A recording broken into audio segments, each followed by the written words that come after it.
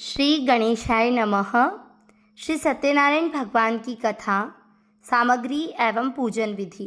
केले के खंभे, पंचपल्लव, कलश, पंचरत्न, चावल, कपूर, धूप, पुष्पों की माला, श्रीफल, ऋतुफल, अंगवस्त्र, नैवेद्य, कलावा, आम के पत्ते, यज्ञोपवीत वस्त्र, गुलाब के फूल, दीप, तुलसी दल, पान, पंचामृत अर्थात दूध, दही, शहद, शक्कर, केशर, बंधनवार, चौकी। व्रत करने वाला पूर्णिमा व संक्रांति के दिन सायकाल के समय स्नानादि से निवृत्त होकर पूजा स्थान में आसन पर बैठकर श्रद्धापूर्वक श्री गणेश, गौरी, वरुण, विष्णु आदि सभी देवताओं का ध्यान करके पूजन करें और संकल्प करें कि मैं सत्यनारायण स्वामी का पूजन तथा कथा श्रवण सदैव करूंगा। पुष्प हाथ में लेकर सत्यनारायण भगवान का ध्यान करें। यज्ञोपवीत पुष्प, धूप, नैवेद्य आदि अर्पित करके स्तुति करें। हे भगवान, मैंने श्रद्धापूर्वक फल, जल आदि सब सामग्री आपको अर्पण की है, इसे स्वीकार कीजिए। मेरा आपको बार बार नमस्कार है। इसके बाद सत्यनारायण जी की कथा पढ़ें अथवा श्रवण करें। श्री सत्यनारायण भगवान की कथा, प्रथम अध्याय। व्यास जी ने कहा, एक समय नैमिषारण्य तीर्थ में शौनकादिक 88,000 ऋषियों ने पुराण वेत्ता श्री सूत जी से पूछा, हे सूत जी, इस कलयुग में वेद विद्या रहित मनुष्य को प्रभु भक्ति किस प्रकार मिलेगी तथा उनका उद्धार कैसे होगा। हे मुनिश्रेष्ठ, कोई ऐसा व्रत अथवा तप कहिए जिसके करने से थोड़े ही समय में पुण्य प्राप्त हो जाए तथा मनवांचित फल भी मिले। ऐसी कथा सुनने की हमारी प्रबल इच्छा है। सर्वशास्त्र ज्ञाता श्री सूत जी ने कहा, हे वैष्णवों में पूज्य, आप सबने प्राणियों के हित की बात पूछी है। मैं श्रेष्ठ व्रत को आप लोगों से कहूंगा जिसे नारद जी ने श्री लक्ष्मी नारायण भगवान से पूछा तो लक्ष्मीपति ने मुनिश्रेष्ठ नारद जी को बताया था। ये कथा ध्यान से सुने। मुनिना सुनो, ये सत्य कथा सब काले ही होए महासुखदाई। ताप हरे भव दूर करे, सब काज सरे सुख की अधिकाई। अति संकट में दुख दूर करे, सब ठोर कुठोर में होत सहाई। प्रभु नाम चरित गुणगान के बिन कैसे महाकली पाप नसाई। एक समय योगीराज नारद जी दूसरों के हित की इच्छा से सभी लोकों में घूमते हुए मृत्युलोक में आ पहुंचे। यहाँ अनेक योनियों में जन्मे हुए प्राय सभी मनुष्यों को अपने कर्मों के अनुसार अनेक दुखों से पीड़ित देखकर उन्होंने विचार किया कि किस यत्न के करने से निश्चय ही प्राणियों के दुखों का नाश हो सकेगा। ऐसा मन में विचार करके श्री नारद जी विष्णुलोक को गए। वहाँ श्वेतवर्ण और 4 भुजाओं वाले देवों के ईश भगवान नारायण को, जिनके हाथों में शंख, चक्र, गदा और पद्म थे तथा वरमाला पहने हुए थे, देखकर स्तुति करने लगे। नारद जी ने कहा, भगवान, आप अत्यंत शक्ति से संपन्न, मन तथा वाणी भी आपको पा नहीं सकती। आपका आदि, मध्य और अंत भी नहीं है। आप निर्गुण स्वरूप सृष्टि के कारण भक्तों के दुखों को नष्ट करने वाले हो। आपको मेरा बारंबार नमस्कार है। नारद जी से इस प्रकार की स्तुति सुनकर विष्णु भगवान बोले, मुनिश्रेष्ठ, आपके मन में क्या है? आपका किस काम के लिए यहाँ आगमन हुआ है? ये संकोच कहो। तब नारद मुनि ने कहा, पृथ्वीलोक में सब मनुष्य जो अनेक योनियों में पैदा हुए हैं, अपने अपने कर्मों के द्वारा अनेक प्रकार के दुखों से दुखी हो रहे हैं। हे नाथ, यदि आप मुझ पर दया रखते हो तो बताइए कि उन मनुष्यों के सब दुख थोड़े से प्रयत्न से कैसे दूर हो सकते हैं। श्री विष्णु भगवान ने कहा, नारद, मनुष्यों की भलाई के लिए तुमने बहुत अच्छा प्रश्न किया है। जिस व्रत के करने से मनुष्य मोह से छूट जाता है, वह व्रत मैं तुमसे कहता हूँ, सुनो। बहुत पुण्य देने वाला स्वर्ग तथा मृत्युलोक दोनों में दुर्लभ एक उत्तम व्रत है, जो मैं प्रेम वश होकर आज तुमसे कहता हूँ। श्री सत्यनारायण भगवान का यह व्रत विधि विधान पूर्वक संपन्न करके मनुष्य इस धरती पर सुख भोग कर मरने पर मोक्ष को प्राप्त होता है। श्री विष्णु भगवान के वचन सुनकर नारद मुनि बोले, हे भगवान, उस व्रत का क्या फल है, क्या विधान है? इससे पूर्व किसने ये व्रत किया और किस दिन ये व्रत करना चाहिए? कृपया मुझे विस्तार से बताएं। श्री विष्णु भगवान ने कहा, नारद, दुख और शोक आदि को दूर करने वाला ये व्रत सब स्थानों पर विजयी करने वाला, भक्ति और श्रद्धा के साथ किसी बेदिल मनुष्य श्री सत्यनारायण भगवान की संध्या के समय ब्राह्मणों और बंधुओं के साथ धर्मपरायण होकर पूजा करे। भक्ति भाव से नैवेद्य, केले का फल, शहद, घी, शक्कर अथवा गुड़, दूध और गेहूं का आटा सवाए लेवे। गेहूं के भाव में साटी का चूर्ण भी ले सकते हैं। इन सबको भक्ति भाव से भगवान को अर्पण करें। बंधु बांधवों सहित ब्राह्मणों को भोजन कराएं। इसके पश्चात स्वयं भोजन करें। रात्रि में नाम संकीर्तन आदि का आयोजन करके श्री सत्यनारायण भगवान का स्मरण करता हुआ समस्त समय व्यतीत करें। इस तरह जो मनुष्य व्रत करेंगे उनका मनोरथ निश्चय ही पूर्ण होगा। हे भक्तराज, तुमसे तो विकराल कलिकाल के कर्म छिपे नहीं है। खान पान और आचार विचार को चाहते हुए भी पवित्रता न रख पाने के कारण जीव मेरा नाम स्मरण करके ही अपना लोक परलोक संवार सकेंगे। इसीलिए विशेष रूप से कलिकाल में मृत्युलोक में यही एक लघु और आसान उपाय है, जिससे अल्प समय और अल्प धन में प्रत्येक जीव को महान पुण्य प्राप्त हो सकता है। इति श्री सत्यनारायण व्रत कथा, प्रथम अध्याय। द्वितीय अध्याय। सूत जी ने कहा, ऋषियों, जिन्होंने पहले समय में इस व्रत को किया उनका इतिहास कहता हूँ, आप सब ध्यान से सुने। सुंदर काशीपुर नगरी में एक अत्यंत निर्धन ब्राह्मण रहता था। वह ब्राह्मण भूख और प्यास से बेचैन होकर नित्य पृथ्वी पर घूमता था। ब्राह्मणों से प्रेम करने वाले श्री विष्णु भगवान ने ब्राह्मण को दुखी देखकर एक दिन बूढ़े ब्राह्मण का रूप धारण करके निर्धन ब्राह्मण के पास जाकर आदर के साथ पूछा, हे विप्र, तुम नित्य दुखी होकर पृथ्वी पर क्यों घूमते हो? श्रेष्ठ ब्राह्मण, ये सब मुझसे कहो, मैं सुनना चाहता हूँ। दरिद्र ब्राह्मण ने कहा, मैं अति निर्धन ब्राह्मण हूँ, भिक्षा के लिए पृथ्वी पर फिरता हूँ। हे भगवान, यदि आप इससे छुटकारा पाने का कोई भी उपाय जानते तो मुझे कृपा करके बताएं, मैं आपकी शरण में हूँ।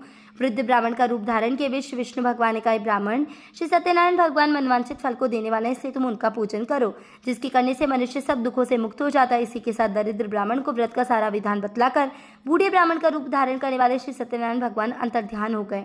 इस व्रत को वृद्ध ब्राह्मण ने बतलाया, मैं उसको अवश्य करूंगा, ये निश्चय करके वह दरिद्र ब्राह्मण घर चला गया।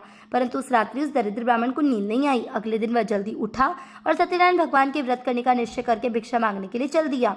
उस दिन उसे भिक्षा में बहुत सा धन मिला, जिससे उसने पूजा का सब सामान खरीदा और घर आकर अपने बंधु बांधवों के साथ भगवान श्री सत्यनारायण का उत्तम व्रत किया। इसके करने से वह दरिद्र ब्राह्मण सब दुखों से छूटकर अनेक प्रकार की संपत्तियों से युक्त हो गया। उस समय से वह विप्र हर मास इस व्रत को करने लगा। सत्यनारायण भगवान के व्रत को जो शास्त्र विधि के अनुसार श्रद्धा पूर्वक करेगा, वह सब पापों से छूटकर मोक्ष को प्राप्त होगा। आगे जो मनुष्य पृथ्वी पर श्री सत्यनारायण भगवान का उत्तम व्रत करेगा, वह सब दुखों से छूट जाएगा। इस तरह नारद जी से सत्यनारायण भगवान का कहा, ये व्रत मैंने तुमसे कहा। हे विप्रो, अब आप और क्या सुनना चाहते हैं, मुझे बताएं। ऋषियों ने कहा, हे मुनीश्वर, संसार में इस विप्र से सुनकर किस किसने इस व्रत को किया है, हम सब यह सुनना चाहते हैं। इसके लिए हमारे मन में श्रद्धा है। श्री सूत जी ने कहा, मुनियों, जिस जिस प्राणी ने इस व्रत को किया है, उन सबकी कथा सुनो। एक समय वह ब्राह्मण धन और ऐश्वर्य के अनुसार बंधु बांधवों के साथ अपने घर पर व्रत कर रहा था। उसी समय एक लकड़ी बेचने वाला बूढ़ा व्यक्ति वहां पर आया। उसने सिर पर रखा हुआ लकड़ियों का गट्ठर बाहर रख दिया और विप्र के मकान में चला गया। प्यास से दुखी लकड़हारे ने विप्र को व्रत करते देखा। वह प्यास को भूल गया। उसने विप्र को नमस्कार किया और पूछा, हे विप्र, आप ये किसका पूजन कर रहे हैं? व्रत को करने से क्या फल मिलता है, कृपा करके मुझे बताएं। ब्राह्मण ने कहा, सब मनोकामनाओं को पूरा करने वाला ये श्री सत्यनारायण भगवान का उत्तम व्रत है। इन्हीं की कृपा से मेरी यहाँ धन धान्य आदि की वृद्धि हुई है। विप्र से इस व्रत के बारे में जानकर लकड़हारा बहुत प्रसन्न हुआ और भगवान का चरणामृत करके और भोजन करने के बाद में उसने यही विचार किया कि आज गाँव में लकड़ियों को बेचने से जो भी धन मुझे मिलेगा, उससे मैं भगवान सत्यनारायण का उत्तम व्रत करूंगा। ये मन में विचार करके वह लकड़हारा लकड़ियों का गट्ठर अपने सिर पर रखकर जैसे जिस नगर में धनवान लोग रहते थे, ऐसे सुंदर नगर में चला गया। उस दिन उसे उन लकड़ियों का दाम पहले दिनों से चौगुना मिला। तब बूढ़ा लकड़हारा अति प्रसन्न होकर पक्के केले, शक्कर, शहद, घी, दूध, दही और गेहूं का चूर्ण इत्यादि श्री सत्यनारायण भगवान के व्रत की सामग्री को लेकर अपने घर आया और अपने बंधु बांधवों को बुलाकर विधि विधान के साथ भगवान सत्यनारायण का उत्तम व्रत और पूजन किया। उस व्रत के प्रभाव से वह बूढ़ा लकड़हारा धन, पुत्र आदि से युक्त हुआ और संसार के समस्त सुख भोग कर वैकुंठ धाम को चला गया। इति श्री सत्यनारायण व्रत कथा द्वितीय अध्याय। तृतीय अध्याय। श्री सूत जी ने कहा, श्रेष्ठ मुनियों, अब आगे की एक कथा कहता हूँ। पूर्व काल में उल्कामुख नाम का एक महान बुद्धिमान राजा था। वह सत्यवक्ता और जितेंद्रिय था। प्रतिदिन देवी स्थानों पर जाता गरीबों को धन देकर उनके कष्टों को दूर करता था। उसकी पत्नी कमल के समान मुख वाली और सती साध्वी थी। भद्रशिला नदी के तट पर उन दोनों ने श्री सत्यनारायण भगवान का उत्तम व्रत किया। उस समय वह साधु नामक वैश्य आया। उसके पास व्यापार के लिए बहुत सा धन था। वैश्य नाव को किनारे पर ठहराकर राजा के पास आया। राजा को व्रत करते देखकर उसने विनय के साथ पूछा, हे राजन, भक्ति युक्त चित्त से ये आप क्या कर रहे हैं? मेरी सुनने की इच्छा है, कृपया आप ये मुझे भी बताइए। महाराज उल्कामुख ने कहा, साधु वैश्य, मैं अपने बंधु बांधवों के साथ पुत्रादि की प्राप्ति के लिए महाशक्तिमान श्री सत्यनारायण भगवान का उत्तम व्रत पर पूजन कर रहा हूँ। राजा के वचन सुनकर साधु नामक वैश्य ने आदर के साथ कहा, हे राजन, मुझे भी इसका सब विधान बतलाए, मैं भी आपके कथनानुसार इस व्रत को करूंगा। मेरे भी कोई संतान नहीं है और मुझे विश्वास है कि इसे निश्चय ही मेरे संतान होगी। राजा से संविधान सुनकर व्यापार से निवृत्त होकर वह वैश्य आनंद के साथ अपने घर आया। वैश्य ने अपनी पत्नी से संतान देने वाले उस उत्तम व्रत का समाचार सुनाया और प्रण किया कि जब मेरे भी संतान होगी तब मैं इस उत्तम व्रत को करूंगा। साधु ने ऐसे वचन अपनी पत्नी लीलावती से कहे। एक दिन उसकी पत्नी लीलावती आनंदित होकर सांसारिक धर्म में प्रवृत्त होकर श्री सत्यनारायण भगवान की कृपा से गर्भवती हो गई। 10वें महीने उसके गर्भ से एक सुंदर कन्या का जन्म हुआ। दिनों दिन वह कन्या इस तरह बढ़ने लगी जैसे शुक्ल पक्ष का चंद्रमा बढ़ता है। कन्या का नाम कलावती रखा गया। तब लीलावती ने मीठे शब्दों में अपने पति को स्मरण दिलाया कि आपने जो भगवान का व्रत करने का संकल्प किया था, अब आप उसे पूरा करिए। साधु वैश्य ने कहा, हे प्रिय, मैं कन्या के विवाह पर इस व्रत को करूंगा। इस प्रकार अपनी पत्नी को आश्वासन देकर वह व्यापार करने के लिए चला गया। कलावती पितृगृह में वृद्धि को प्राप्त हो गई।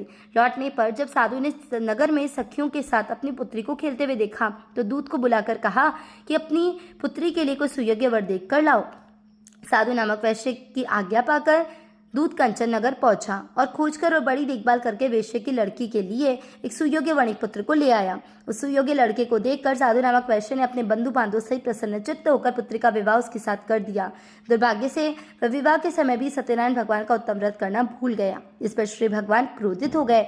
उन्होंने वैश्य को श्राप दिया कि तुम्हें दारुण दुख प्राप्त होगा। अपने कार्य में कुशल साधु नामक वैश्य अपने जामाता सहित नावों को लेकर व्यापार करने के लिए समुद्र के समीप स्थित रत्नसारपुर नगर में गया। दोनों ससुर जमाई चंद्रकेतु राजा के उस नगर में व्यापार करने लगे। एक दिन भगवान सत्यनारायण की माया से प्रेरित कोई चोर राजा का धन चुराकर भागा जा रहा था। राजा के दूतों को अपने पीछे वेग से आते हुए देखकर चोर ने घबराकर राजा के धन को वही नाव में चुपचाप रख दिया जहाँ वे दोनों ससुर जमाई ठहरे हुए थे और भाग गया।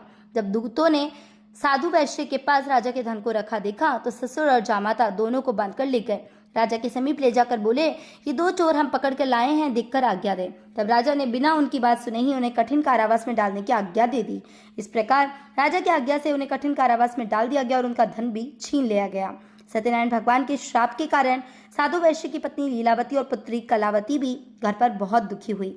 उनके घर में रखा हुआ धन चोर चुरा कर ले गए। शारीरिक और मानसिक पीड़ा और भूख प्यास से अति दुखित होकर भोजन की चिंता में कलावती कन्या एक ब्राह्मण के घर गई। उसने ब्राह्मण को श्री सत्यनारायण भगवान का उत्तम व्रत करते हुए देखा। उसने कथा सुनी और प्रसाद ग्रहण करके रात को घर आई। माता ने कलावती से पूछा, पुत्री अब तक तू कहाँ रही व तेरे मन में क्या है? कलावती बोली, हे माता, मैंने एक ब्राह्मण के घर श्री सत्यनारायण भगवान का उत्तम व्रत होते देखा है। कन्या के वचन सुनकर लीलावती ने भगवान सत्यनारायण भगवान के पूजन की तैयारी की। उसने परिवार और बंधुओं सहित श्री सत्यनारायण भगवान का पूजन व व्रत किया और वर मांगा कि मेरे पति और दामाद शीघ्र ही घर लौट आए। साथ ही प्रार्थना की कि हे प्रभु, मेरे और मेरे परिवार के अपराध को क्षमा करिए। श्री सत्यनारायण भगवान इस व्रत से संतुष्ट हो गए। उन्होंने राजा चंद्रकेतु को स्वप्न में दर्शन देकर कहा, हे राजन, जिन दोनों वैश्यों को तुमने बंदी बना रखा है वे निर्दोष हैं। उन्हें प्रातः ही छोड़ दो और उनका सब धन जो तुमने ग्रहण किया वह लौटा दो, अन्यथा मैं तेरा धन, राज्य, पुत्र आदि सब नष्ट कर दूंगा। राजा से ऐसे वचन कहकर भगवान अंतर्ध्यान हो गए। प्रातःकाल राजा चंद्रकेतु ने सभा में सबको अपना स्वप्न सुनाया और सैनिकों को आज्ञा दी कि दोनों वणिक पुत्रों को कैद से मुक्त करके सभा में लाया जाए। दोनों ने आते ही राजा को प्रणाम किया। राजा ने कोमल वचनों में कहा, हे महानुभावों, तुम्हें भावीवश ऐसा कठिन दुख प्राप्त हुआ है, अब तुम्हें कोई भय नहीं है, तुम मुक्त हो। इसके बाद राजा ने उनको नए नए वस्त्राभूषण पहनवाए और उनका जितना भी धन लिया था उसे दूना लौटाकर विदा किया। दोनों वैश्य अपने घर को चल दिए। इति श्री सत्यनारायण व्रत कथा 3 अध्याय। 4 अध्याय। श्री सूत जी ने आगे कहा, वैश्य ने मंगलाचार करके यात्रा आरंभ की और अपने नगर को चला। उनके थोड़ी दूर आगे बढ़ने पर दंडी वेशधारी श्री सत्यनारायण भगवान ने उससे पूछा, ही साधु, तेरी नाव में क्या है? अभिमानी वणिक हंसता हुआ बोला, हे दंडी, आप क्यों पूछते हो? क्या धन लेने की इच्छा है? मेरी नाव में तो बेल के पत्ते भरे हैं। वैश्य का कठोर वचन सुनकर दंडी वेशधारी श्री सत्यनारायण भगवान ने कहा, तुम्हारा वचन सत्य हो। ऐसा कहकर वे वहां से चले गए और कुछ दूर जाकर समुद्र के किनारे बैठ गए। दंडी महाराज के जाने के पश्चात वैश्य ने नित्य क्रिया से निवृत्त होने के बाद नाव को हल्की और ऊंची उठी हुई देखकर अचंबा किया और नाव में बेल पत्ते आदि देखकर मूर्छित होकर जमीन पर गिर पड़ा। मूर्छा खुलने पर अत्यंत शोक प्रकट करने लगा। तब उसकी जामाता ने कहा, आप शोक न करेंगे, दंडी महाराज का श्राप है, अतः उन्हीं की शरण में चलना चाहिए, तभी हमारी मनोकामना पूरी होगी। जामाता के वचन सुनकर वह साधु नामक वैश्य साधु महाराज के पास पहुंचा और अत्यंत भक्तिभाव से प्रणाम करके बोला, मैंने जो आपसे असत्य वचन कहते उसके लिए मुझे क्षमा करें। ऐसा कहकर महान शोकातुर होकर रोने लगा। तब दंडी भगवान बोले, हे वणिक पुत्र, मेरी आज्ञा से बार बार तुझे दुख प्राप्त है, तो मेरी पूजा से विमुख हुआ है।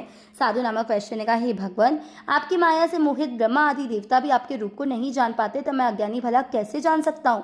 आप प्रसन्न होइए, मैं अपनी सामर्थ्य के अनुसार आपकी पूजा करूंगा। मेरी रक्षा करो और पहले के समान मेरी नौका को धन से पूर्ण कर दो। उसके भक्ति युक्त वचन सुनकर श्री सत्यनारायण भगवान प्रसन्न हो गए और उसकी इच्छा अनुसार वर देकर अंतर्ध्यान हो गए। तब ससुर और जामाता दोनों ने नाव पर आकर देखा कि नाव धन से परिपूर्ण है। फिर वह भगवान सत्यनारायण का पूजन करके साथियों सहित अपने नगर को चला। जब अपने नगर के निकट पहुंचा तो उसने एक दूत को अपने घर भेजा। दूत ने साधु नामक वैश्य के घर जाकर उसकी पत्नी को नमस्कार किया और कहा, आपके पति अपने दामाद सहित इस नगर के समीप आ गए हैं। लीलावती और उसकी कन्या कलावती उस समय भगवान का पूजन कर रही थी। दूत का वचन सुनकर साधु की पत्नी ने बड़े हर्ष के साथ सत्यदेव का पूजन पूर्ण किया और पुत्री से कहा, मैं अपने पति के दर्शन को जाती हूँ, तुम कार्य पूर्ण करके शीघ्र आ जाना। परंतु कलावती पूजन एवं प्रसाद छोड़कर अपने पति के दर्शन करने चली गई। प्रसाद की अवज्ञा के कारण सत्यदेव ने रुष्ट होकर उसके पति को नाव सहित पानी में डुबो दिया। कलावती अपने पति को न देखकर रोती हुई जमीन पर गिर पड़ी।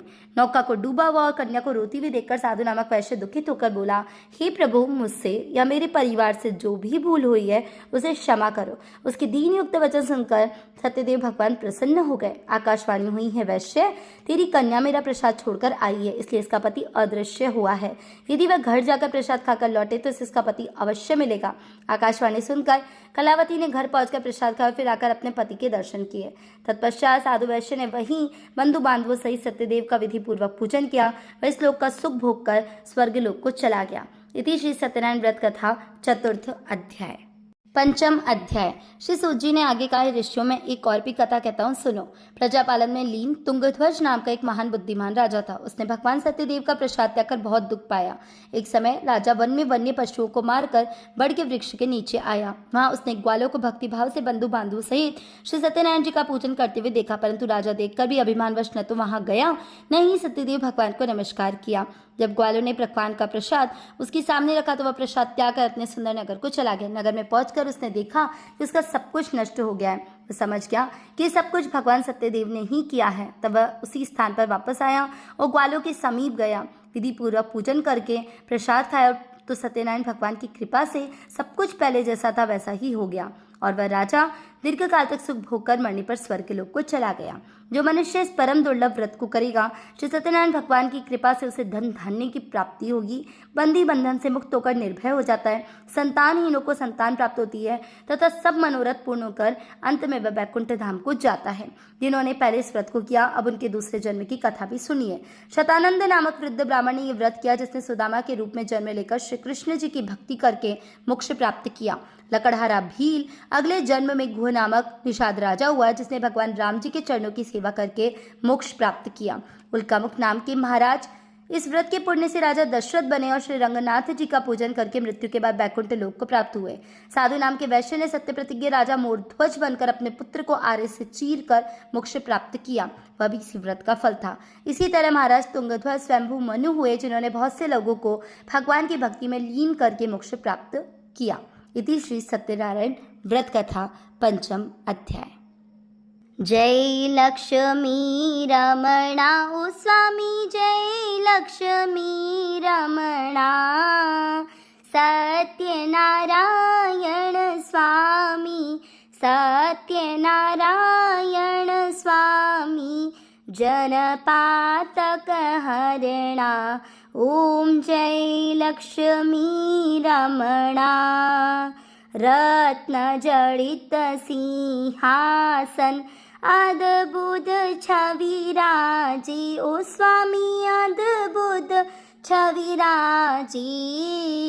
नारद नाद करत है, नारद नाद करत है, घंटा ध्वनि बाजे। ओम जय लक्ष्मी रमणा। प्रगट भये कली कारण, द्विज को दर्श दिया, ओ स्वामी द्विज को दर्श दिया। बूढ़ा ब्राह्मण बनकर, बूढ़ा ब्राह्मण बनकर कंचन महल किया। ओम जय लक्ष्मी रमणा। दुर्बल भील अतीव था, जिस पर कृपा करी, ओ स्वामी जिस पर कृपा करी। चंद्रचूड़ राजा की, चंद्रचूड़ राजा की सारी विपत्ति हरी। ओम जय लक्ष्मी रमणा। वैश्य मनोरथ पायो, श्रद्धा तज दीनी, ओ स्वामी श्रद्धा तज दीनी। सो फल भोग्यो प्रभु जी, सो फल पायो प्रभु जी, फिर स्तुति कीनी। ओम जय लक्ष्मी रमणा। भाव भक्ति के कारण छिन छिन रूप धर्यो, स्वामी पल पल रूप धर्यो। श्रद्धा धारण कीनी, श्रद्धा धारण कीनी, तिनको काज सर्यो। ओम जय लक्ष्मी रमणा। ग्वाल बाल संग राजा, वन में भक्ति करी, ओ स्वामी वन में भक्ति करी।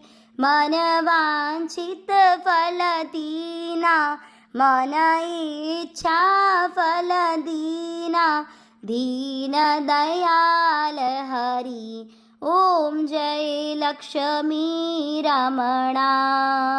चढ़त प्रसाद सवाया, कदली फल मेवा। ओ स्वामी कदली फल मेवा। धूप दीप तुलसी से, पान पुष्प तुलसी से, राजी सत्य देवा। ओम जय लक्ष्मी रमणा। श्री सत्यनारायण प्रभु जी की आरती जो कोई नर गावे, स्वामी प्रेम सहित गावे। कहत शिवानंद स्वामी, कहत शिवानंद स्वामी, मन वांछित फल पावे। ओम जय लक्ष्मी रमणा। जय लक्ष्मी रमणा। स्वामी जय लक्ष्मी रमणा। सत्यनारायण स्वामी, सत्यनारायण स्वामी, जनपातक हरणा। ओम जय लक्ष्मी रमणा।